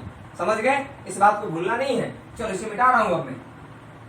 चलो अब यहाँ पर देखोगे आप साथियों कि अब यहाँ पर महत्वपूर्ण चीजों को आप देख रहे हो। तो मैं रफ करने के लिए छोटा सा अपना जगह देखा हूँ, बोर्ड थोड़ा सा हमारा छोटा है, ठीक है, लेकिन इसी में बहुत बेस्ट तरीके से हम प्रेजेंट करने की अपना कोशिश कर रहे हैं अपनी पूर्ण क्षमता के अनुसार। आओ पछुआ पवन की बात करते हैं कि पछुआ पवन क्या कहते हैं? इसे वेस्टर्लाइज कहते हैं। इसे क्या कहते हैं साथियों? तो वेस्टर्लाइज इसे कहा जाता है, वेस्टर्लाइज को कहा जाता है साथियों। अब आप देखोगे कि ये वर्षा किधर करते हैं, तो पहला लाइन याद करो। तो पहले डेफिनेशन देखते हैं कि पछुआ पवन कहते किसे हैं। अब देखो पछुआ पवन किसे कहेंगे, किधर चलेगा पछुआ पवन? देखो यहाँ पर हाई प्रेशर है, यहाँ पर लो प्रेशर है ना। यहाँ पर देखो ये आपका हाई प्रेशर बेल्ट है, ये आपको दिखाई पड़ रहा होगा। ये जब आपका यहाँ पर, चलो रेड से लिखेंगे तो चीजें दिखेंगी आपको, क्योंकि ब्लैक ब्लू का यूज किया गया है, तो रेड की चीजें यहाँ पर दिखेंगी स्पष्ट रूप से। चलो ये तो आपका हाई प्रेशर है साथियों, नीचे तो मैं लिखा ही हूँ लेकिन फिर से लिख रहा हूँ यहाँ पे। ये आपका जो है सो हो गया हाई प्रेशर, ये हो गया आपका जो है सो लो प्रेशर, लिखा भी है, फिर से लिख रहा हूँ लो प्रेशर, यहाँ पे लिख रहा हूँ हाई प्रेशर, यहाँ पर लिख रहा हूँ साथियों क्या हो जाएगा, तो यह हाई, यहाँ पे आपका जो है क्या हो जाएगा साथियों, यहाँ पे आपका हाई प्रेशर बेल्ट है। समझ गए? यहाँ पे आपका फिर से लो प्रेशर बेल्ट है। अब यहाँ का लो प्रेशर और विषुवत रेखीय क्षेत्र का लो प्रेशर में डिफरेंट है। यदि इसको समझना है तो पिछले वीडियो को जाकर देखो, वहां पर बहुत विस्तृत तरीके से मैं समझाने का प्रयास किया हूँ कि जो पेटी पढ़ाया हूँ, जो बेल्ट पढ़ाया हूँ, वहां जाकर देखो, बहुत अच्छे तरीके से चीजों को डिफाइन किया हूँ। तो जो पछुआ पवनें होती है साथियों, दोनों गोलार्धों में पछुआ पवनें उपोष्ण कटिबंधीय उच्च वायुदाब क्षेत्र से, उपोष्ण कटिबंधीय उच्च वायुदाब क्षेत्र से उपध्रुवीय निम्न वायुदाब क्षेत्र की ओर चला करती हैं। इधर चलती हैं। दोनों गोलार्धों में उपोष्ण कटिबंधीय उच्च वायुदाब की पेटी से उपध्रुवीय निम्न वायुदाब की पेटी की ओर चला करती हैं। इसी को कहा जाता है पछुआ पवन या वेस्टर्लाइज कहा जाता है साथियों। तो सेकेंड वेस्टर्लाइज यही है, वेस्टर्लाइज का स्थान यही है, सेकेंड, पहला यही है आपका, ये वेस्टर्लाइज है साथियों, वेस्टर्लाइज। समझ गए? तो यहाँ पर देखोगे वेस्टर्लाइज, तो वेस्टर्लाइज जो किसे कहते हैं, देख रहे हो दोनों गोलार्धों में। देखो यहाँ पर उपोष्ण कटिबंधीय क्षेत्र यहाँ भी है, उपोष्ण कटिबंधीय क्षेत्र यहाँ भी है। ये उपोष्ण कटिबंधीय क्षेत्र हाई प्रेशर बेल्ट है, उप ध्रुवीय क्षेत्र निम्न वायुदाब लो प्रेशर बेल्ट है। तो हाई प्रेशर से लो प्रेशर की हो जाएगा हवा, और यहाँ भी उपोष्ण कटिबंधीय हाई प्रेशर बेल्ट, यहाँ पर उप ध्रुवीय निम्न वायुदाब की प्रेसी मतलब लो प्रेशर बेल्ट। तो यहाँ पर उच्च वायुदाब से लो प्रेशर मतलब नीचे की ओर ऐसे आएगा, नीचे आएगा ना। तो अब देखो यहाँ भी क्या होता है, कोरियालिस बल के कारण मतलब पृथ्वी के घूर्णन गति के कारण ये भी जो हवाएं होती हैं उत्तरी गोलार्ध में उत्तरी गोलार्ध में अपनी दाईं ओर विस्थापित हो जाती हैं और दक्षिणी गोलार्ध में अपनी बाईं ओर विस्थापित हो जाते हैं। साथियों इसको जब मूवी को देखो, जो ब्लैक से दिखाई पड़ा है घुमाने वाला, इसको स्टडी करोगे तो समझ में आ जाएगा कि किधर घूम रहा है। तो आप देख रहे हो कि वेस्टर्लाइज का डेफिनेशन देख लिए पछुआ पवन का, कि दोनों गोलार्धों में उपोष्णकटिबंधीय हाई प्रेशर बेल्ट से उप ध्रुवीय निम्न वायुदाब क्षेत्र की ओर जो हवाएं चला करती हैं उसे पछुआ पवन कहा जाता है। समझ गए? सब polar low pressure belt, English में उप ध्रुवीय को क्या बोलते हैं? सब पोलर। समझ गए? लो प्रेशर बेल्ट की ओर चला करती हैं। तो देखो अब यहाँ पर क्या होती हैं, ये जो पछुआ पवनें होती हैं ये वर्षा किधर करती हैं? तो पछुआ पवनें साथियों, पछुआ पवनें जो हैं ये महासागरों के, पछुआ पवनें जो हैं ये महाद्वीपों के पश्चिमी भागों में वर्षा करते हैं। महाद्वीपों के पश्चिमी भागों में वर्षा करते हैं साथियों। किधर वर्षा करते हैं? पश्चिमी भागों में वर्षा करते हैं। एक कारण और समझना, चलो ये देख लीजिए किधर वर्षा करते हैं। पछुआ पवन किधर वर्षा करेंगे साथियों? तो पछुआ पवन महाद्वीपों के पश्चिमी भागों में वर्षा करते हैं। महाद्वीपों के पश्चिमी भागों में वर्षा करते हैं साथियों। किधर वर्षा करते हैं? तो पश्चिमी भागों में वर्षा करते हैं। आपके कौन वर्षा करता है? तो पछुआ पवन जो होते हैं ये महाद्वीपों के पश्चिमी भागों में वर्षा किया करते हैं। समझ गए? इन्हें बहादुर पवन भी कहा जाता है। क्या बोलते हैं? बहादुर पवन भी कहा जाता है। इन पछुआ पवनों का अब जानते ही हो आप कि पछुआ पवनों की दिशा क्या होता है, तो दिशा पर स्टडी कर लो। इनका दिशा देख रहे हो उत्तरी गोलार्ध में, पछुआ पवनों की दिशा उत्तरी गोलार्ध में ऐसे जा रही है साथियों, इस तरीके से। दक्षिणी गोलार्ध में किधर जा रही है? दक्षिणी गोलार्ध में ऐसे जा रही है, दक्षिणी गोलार्ध में ऐसे जा रही है और उत्तरी गोलार्ध में इस तरीके से आगे बढ़ रहे हैं। मतलब इधर से ऐसे। ये तुम्हारा जो पार्ट है ये तुम्हारा पछुआ पवन का हो गया। समझ गए? ये तुम्हारा पछुआ पवन का उत्तरी गोलार्ध में हो गया साथियों। उत्तरी गोलार्ध में पछुआ पवनों का एक ग्राफ है तुम्हारा। कौन सा ग्राफ है? ये वाला ग्राफ है तुम्हारा पछुआ पवनों का उत्तरी गोलार्ध में एक ग्राफ और दक्षिणी गोलार्ध में एक ग्राफ है तुम्हारा। तो आप दिशा देखो, दिशा किधर से किधर चलती है? तो पछुआ पवनें नॉर्थर्न हेमिस्फीयर में उत्तरी गोलार्ध में किधर चलती हैं? पछुआ पवनें उत्तरी गोलार्ध में साउथ वेस्ट से नॉर्थ ईस्ट की ओर चला करती हैं। दक्षिण पश्चिम से उत्तर पूर्व की ओर चला करती हैं पछुआ पवनें उत्तरी गोलार्ध में। अब साउथर्न हेमिस्फीयर में जो पछुआ पवनें हैं साथियों, इनका दिशा क्या होता है? इनका दिशा नॉर्थ वेस्ट से साउथ ईस्ट की ओर चला करती हैं। मतलब उत्तर पश्चिम से दक्षिण पूरब की ओर चला करती हैं पछुआ पवनें दक्षिणी गोलार्ध में। ये दिशा को इनका लिख लेना, बहुत ही महत्वपूर्ण पॉइंट आपको बता रहा हूँ। समझ गए? तो पछुआ पवन के बारे में आप इतना चीज जाने। अब देखो पछुआ पवनें जो होती हैं उत्तरी गोलार्ध में तो स्थलीय भाग है, इसलिए इनका प्रकोप भी उत्तरी गोलार्ध में ज्यादा नहीं होता। इनका ज्यादा प्रकोप दक्षिणी गोलार्ध में ही होता है। दक्षिणी गोलार्ध में प्रकोप के कारण इन्हें बहादुर पवन कहा जाता है। दक्षिणी गोलार्ध में ज्यादा सागरीय भाग होने के कारण इनका प्रचंड वेग के कारण, क्योंकि यहाँ पर घर्षण नहीं होता जलीय भाग में, इसलिए बहुत प्रचंड वेग से चला करती हैं। इसीलिए इन्हें पछुआ पवनों को दक्षिणी गोलार्ध में बहादुर पवन भी कहा जाता है। क्या बोलते हैं साथियों? बहादुर पवन भी कहा जाता है। और पछुआ पवनें एक काम और करती हैं कि पछुआ पवनें क्या करती हैं साथियों, ये आप देख रहे हो कि जो पछुआ पवनें हैं साथियों ये बहुत ही महत्वपूर्ण एक काम करती हैं। आप देखोगे कि पछुआ पवनें जो है एक उत्तरी गोलार्ध में, पछुआ पवनें उत्तरी गोलार्ध में ज्यादा प्रचंड वेग नहीं दिखाती, लेकिन दक्षिणी गोलार्ध में प्रचंड वेग दिखाती हैं पछुआ पवनें। और पछुआ पवनें क्या करती हैं?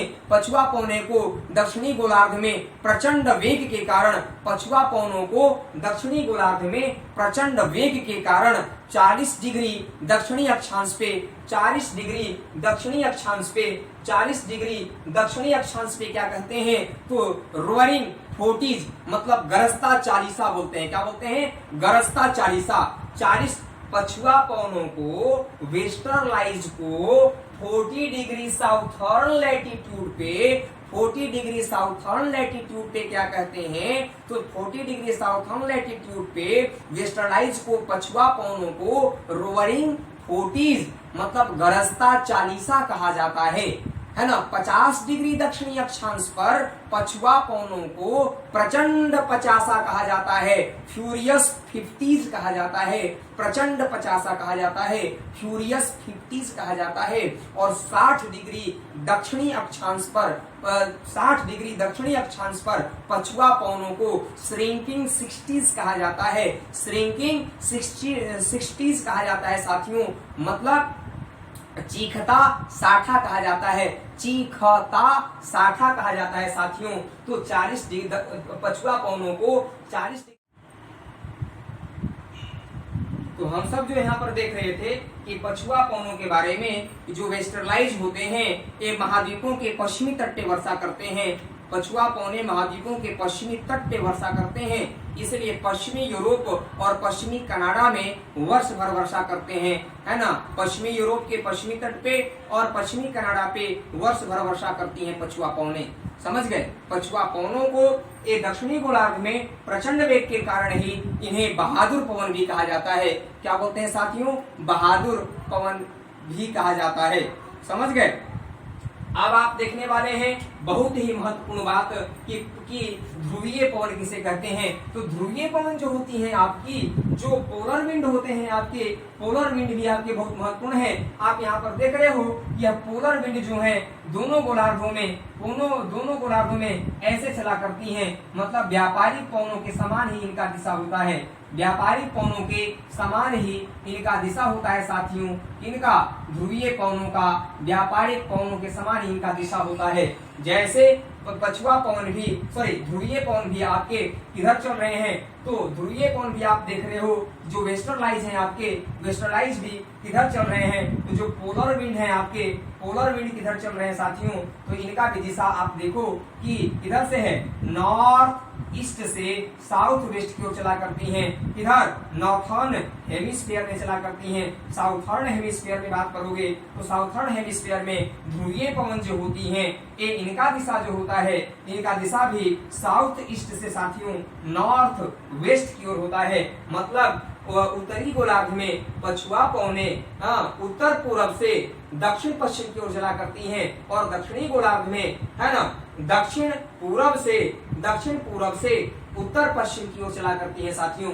ये इनका दिशा होता है, इनका ध्रुवीय पवनों का। तो अब आप यहाँ पर एक चीज और कंटेंट को देखोगे कि ये जो पोल जो होते हैं वर्ष भर बर्फ से ढके रहते हैं, वर्ष भर बर्फ से ढके रहते हैं। इसीलिए यहाँ पर क्या होता है कि जब यहाँ पर लो प्रेशर है, उप ध्रुवीय निम्न वायुदाब क्षेत्र में लो प्रेशर है, यहाँ भी उप ध्रुवीय निम्न वायुदाब क्षेत्र में लो प्रेशर है। ये हवाएं जब इधर से चलती हैं और ये हवाएं जब इधर से आती हैं तो ठंडी, यहाँ पर तो गर्म है ना, लो प्रेशर गर्म है, तो गर्म है यहाँ पर, और यहाँ पर हाई प्रेशर ठंडी हवा आ रही है उधर से, बिल्कुल ठंडी हवा, क्योंकि बर्फ से बिल्कुल ढका रहता है क्षेत्र। तो ये ठंडी हवा और गर्म हवा जहाँ पर मिलती है उसे वाताग्र कहते हैं, उसे फ्रंट कहा जाता है। जहाँ पर भी ठंडी हवा गर्म हवा मिलती है उसे वाताग्र कहा जाता है, उसे फ्रंट कहा जाता है। तो इसीलिए पछुआ पवन से ध्रुवीय पवन पछुआ पवनों से टकरा करके, ध्रुवीय पवन पछुआ पवनों से टकरा करके वाताग्र का निर्माण करते हैं, जिससे शीतोष्ण कटिबंधीय चक्रवात को